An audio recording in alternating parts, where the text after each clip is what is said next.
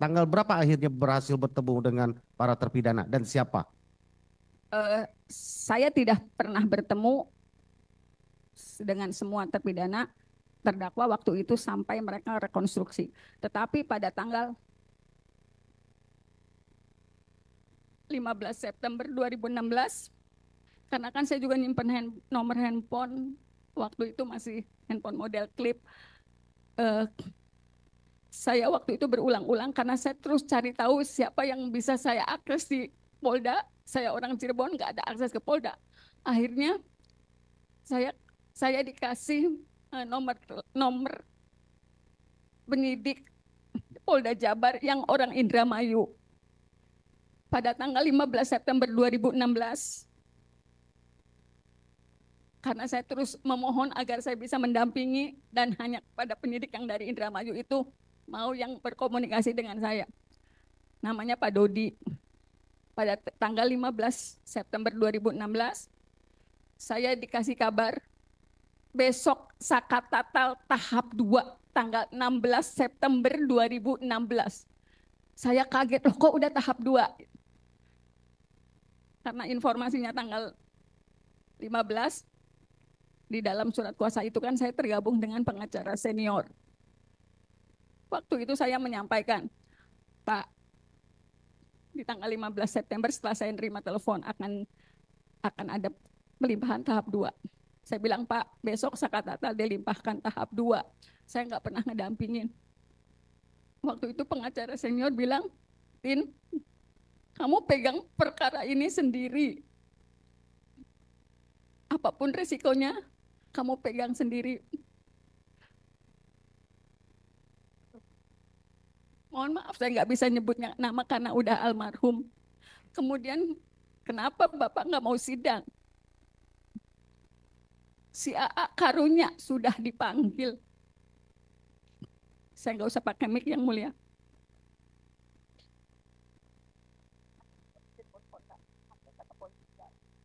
Jadi minta untuk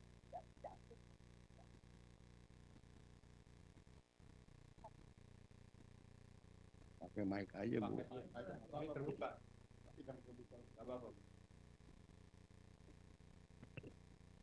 Jadi di tanggal 15 itu, maksudnya saya jawab tapi saya Ya kalau nggak enak. nggak kalau ibu, kalau saya nggak mau jawab ya hak ibu. Nggak apa-apa saya jawab tadi tapi tidak.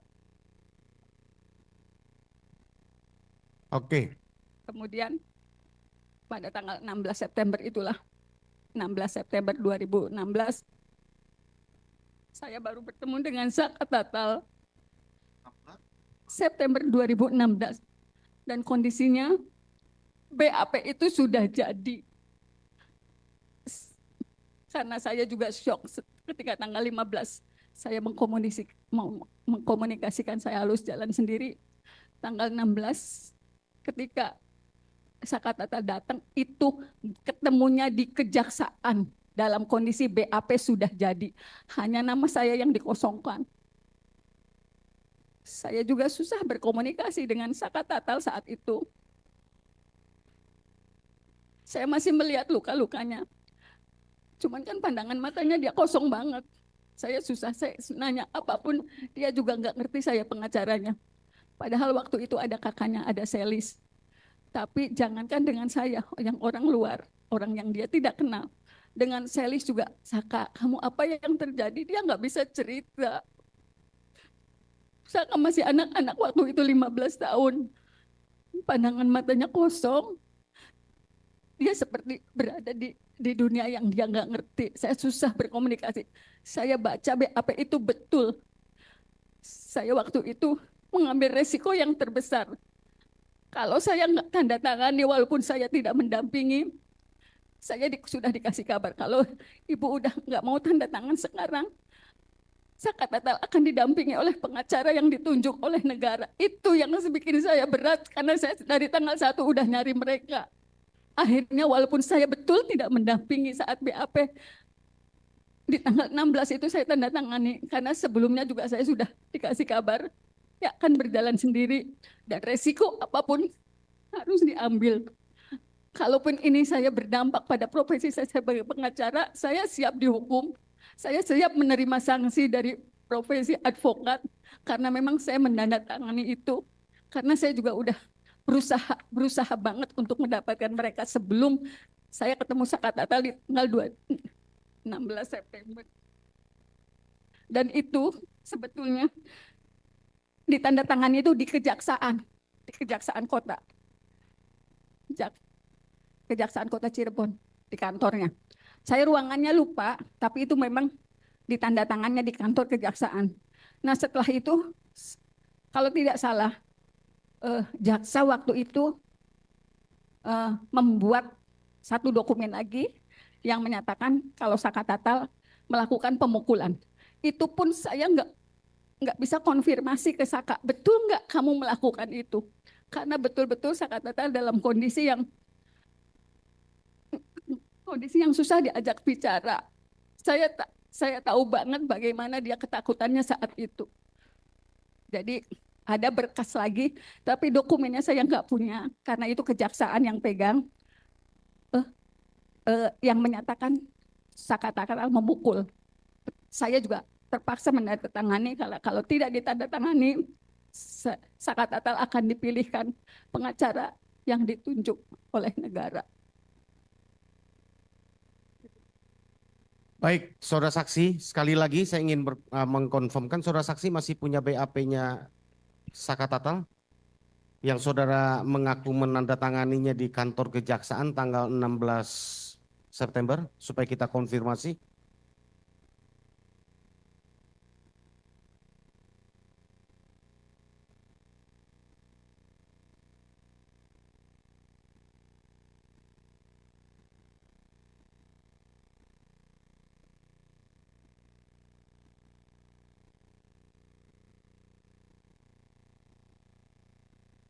Ini yang penting mulia, karena di dalam berkas memang BAP ada tanda tangan dari saudara saksi sebagai penasihat hukum, tapi dalam keterangannya tadi saudara saksi mengaku tidak menandatangani selama pendampingan, tetapi dia menandatanganinya tanggal 16 September 2016.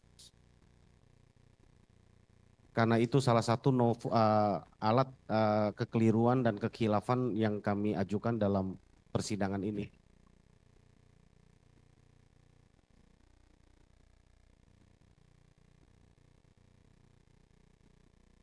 Ada. Oke, ini aja Bu. Mungkin dihadirkan aja. Ya ini aja sama aja. Coba tanya tanda tangan Ibu bukan?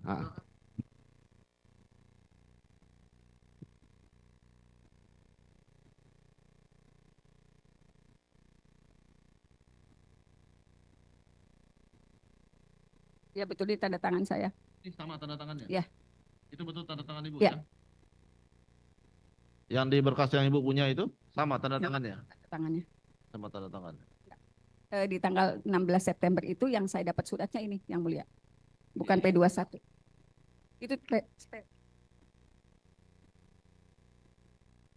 22 September ini. ini bunyinya tanggal 13 September. Jadi surat yang saya dapatkan di tanggal 16 itu ini. P21-nya nggak saya dapat. Yang saya dapatkan ini. Tapi P21-nya nggak saya dapat. Ya, yang tanggal 16 tuh komunikasinya tahap 2, tapi surat yang diberikan ini. Ya. Pengantar ke tahap 2, tapi saya tanda tanggalnya tanggal 16 di kejaksaan, tapi tertanggalnya saya dapatnya ini suratnya. Ya.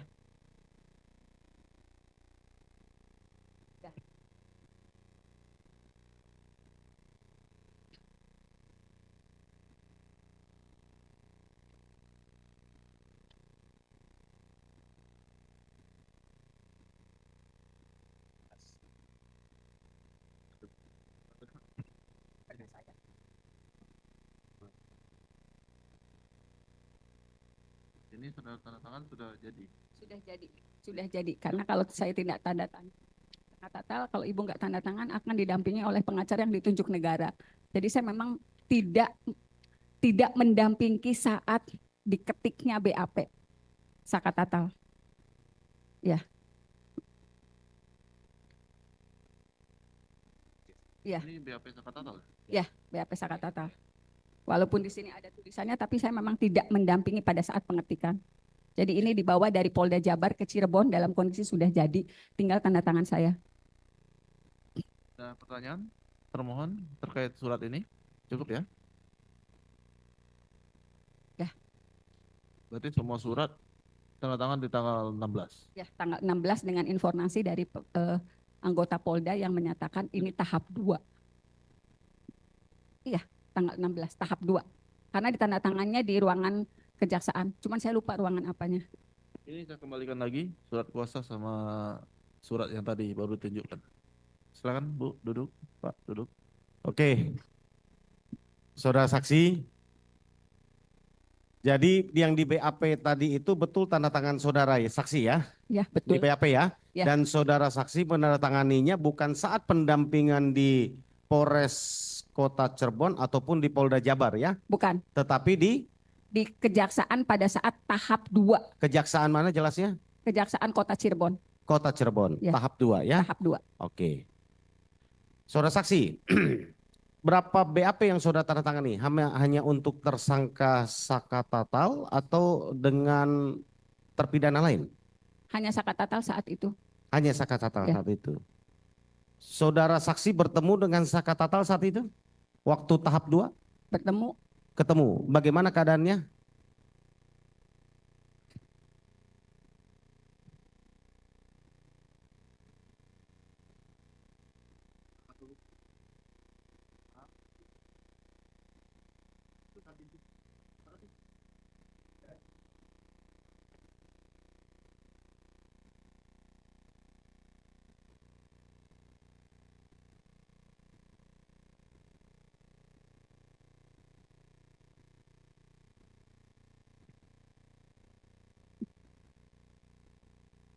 Saat itu Sakatatal memang sangat sulit diajak bicara.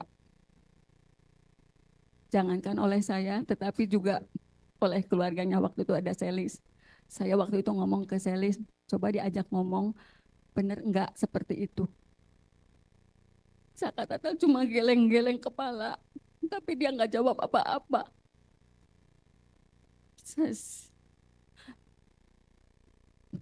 Dia juga masih kelihatan ada bekas luka-luka, bekas sundutan rokok di mukanya. Dan ketika komunikasi juga kita tidak dibiarkan, misalnya saya dengan Sakatatal dengan keluarganya enggak selalu ada yang mendampingi dari pihak kepolisian. Cuman saya nggak bisa sebutkan karena saya juga lupa. Jadi memang kondisinya betul-betul sangat kelihatan syok.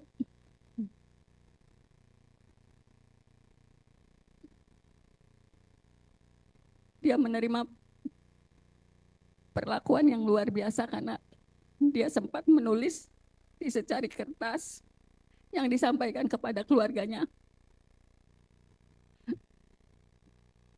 Teteh, saya disiksa, disetrum, disuruh minum air kencing. Cuma kalimat itu yang dia tulis di kertas kemudian dikasih ke keluarganya.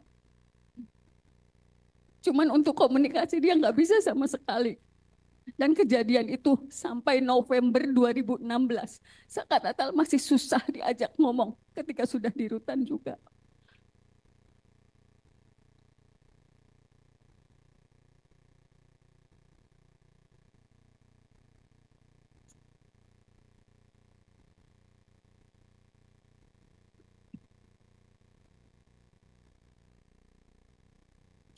Sudah, saudara saksi, cukup?